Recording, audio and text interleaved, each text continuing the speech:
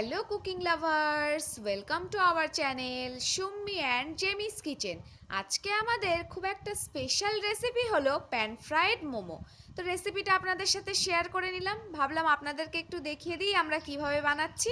ফার্স্টেই আমরা মোমোগুলোকে খুব সুন্দর আকারে কিন্তু শেপ দিয়ে দিচ্ছি। একে একে আপনাদেরকে সব দেখাবো কিভাবে স্টাফিংটা করলাম, কিভাবে আমরা আস্তে আস্তে করে ধীরে ধীরে শেপ দিচ্ছি, সেটা তো আপনাদেরকে দেখিয়েই দিচ্ছি। এইভাবেই আপনারা শেপ দেবেন, একদম দেখবেন দোকানের মতো লাগছিল, কেউ কিন্তু ধরতেই পারবে না এটা বাড়িতে বানানো নাকি দোকান থেকে কেনা। দেখুন একদমই কিন্তু দোকানের মতো শেপ। আমরা কিন্তু বাড়িতে অনেকবারই মোমো বানাই, আমাদের কিন্তু মোমো খেতে খুব ভালো লাগে, বাড়ির লোকজন খুব পছন্দও করে। এবার আমরা সুন্দর করে মোমোগুলোকে ভেজে নিচ্ছি, হালকা ফ্রাই করে নিচ্ছি, কারণ আরেকবার তো ফ্রাই হবেই অলরেডি, কারণ এটা যেহেতু প্যান ফ্রাইড মোমো। খুব আলতো হাতে ফ্রাই করবেন, নাহলে কিন্তু মোমোর ভেতর থেকে পুরগুলো বেরিয়ে যেতে পারে, ছেড়ে যেতে পারে, কারণ এটা খুবই নরম একটা জিনিস।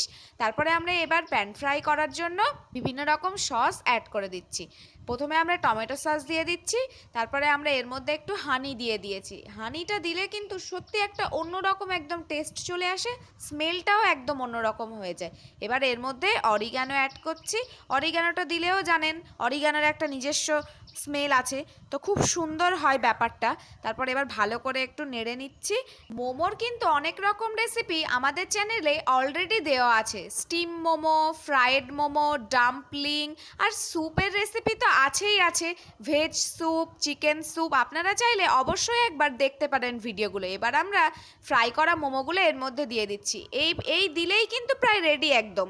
আর এবার গার্নিশিং করার জন্য ওপর থেকে একটু পেঁয়াজ পাতা ছড়িয়ে নেবেন, যাকে আমরা বলি স্প্রিং অনিয়ন। এটা দিয়ে নিলে কিন্তু দেখতে একদম অসাধারণ হয়ে যায়। ভিডিওটা যদি আপনাদের ভালো লেগে থাকে অবশ্যই like, comment, share and subscribe করে দেবেন। Thank you everyone.